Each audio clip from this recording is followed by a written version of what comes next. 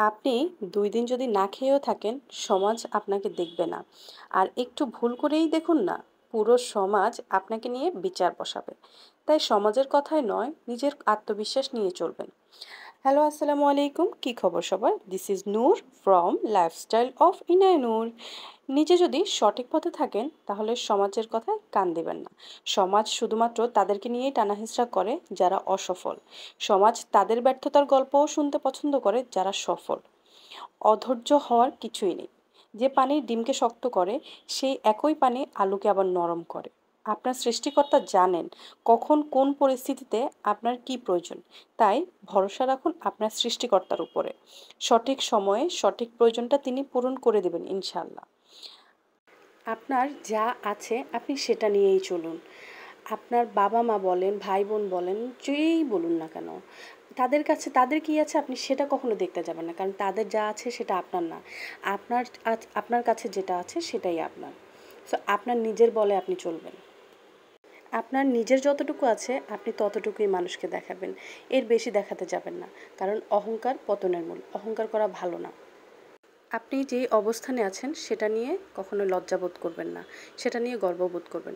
কারণ অনেক বড়, বড় এবং সফল ব্যক্তিরা কিন্তু অনেক ছোট অবস্থান থেকে, অনেক নিচু অবস্থান থেকে কিন্তু অনেক সফলতায় চূড়ায় উঠে গিয়েছে। সো আপনি নিজের অবস্থান নিয়ে কখনোই লজ্জাবোধ করবেন না। আজকে হয়তো আপনার অবস্থান খারাপ। কে জানে আগামীকালকে আপনার অবস্থান কোথায় থাকবে? সো নিজের প্রতি নিজের কনফিডেন্স থাকাটা জরুরি। আর এই জিনিসটা সবসময় খেয়াল রাখবেন, খেয়াল রাখার চেষ্টা করবেন, সেটা হচ্ছে কারো ক্ষতি করবেন না কখনো। আপনি যদি নিজের বিবেকের কাছে শুদ্ধ থাকেন, নিজের বিবেকের কাছে সলিড থাকেন, তাহলে আর কোনো কিছুর দরকার হয় না। আপনি আজকে হয়তো কোনো খারাপ পরিস্থিতিতে আছেন, আপনি ঠিক একদিন উঠে যাবেন। কিন্তু আপনি যদি মানুষের ক্ষতি করেন, তাহলে আপনি কখনোই উঠতে পারবেন না। তো এতক্ষণ অনেক কথা বলে ফেললাম। এই তো দেখতেছেন আমার টুকটুকি পাখিটা হচ্ছে এখানে আমরা নদীর পাড়ে আসছিলাম। তো এখানে বালু পেয়ে সে মানে কক্সবাজারে ফিল নেওয়ার জন্য হচ্ছে বালু ঘাটাঘাটি করতেছিল। তো আমিও নিষেধ করি নাই। যেহেতু পানি ছিল হাত ধুয়ে দেবো এইজন্য সে একটু বালু ঘাটাঘাটি করতেছিল। আর বাচ্চাদেরকে আসলে সব কিছুতে বাধা নিষেধ দিলে তারা আরও বেশি এগ্রেসিভ হয়ে যায়। এজন্য কিছু, কিছু সময় ছাড় দিতে হয়।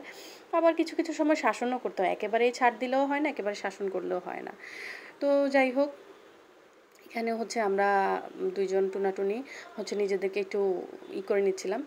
তো এখানে আমি আমার হাসব্যান্ডকে বলছিলাম, "একটু ভিডিও করে দাও আমাকে।" সে ভিডিও করতে গিয়ে দেখেন, সে একটু মানে কোনো কিছু দেখবে না, ই করবে না। আমি কথা বলতেছি, সে ওইটাই ভিডিও করতেছে, ওইটাই করতেছে। মানে তারে দিয়ে একটা সুন্দর একটা শ্যুট নিব, সেটাও হয় না। তো এখানে আমার পিছনে দেখতে পারতেছেন, মেবি এটা বুড়িগঙ্গা নদীই হবে।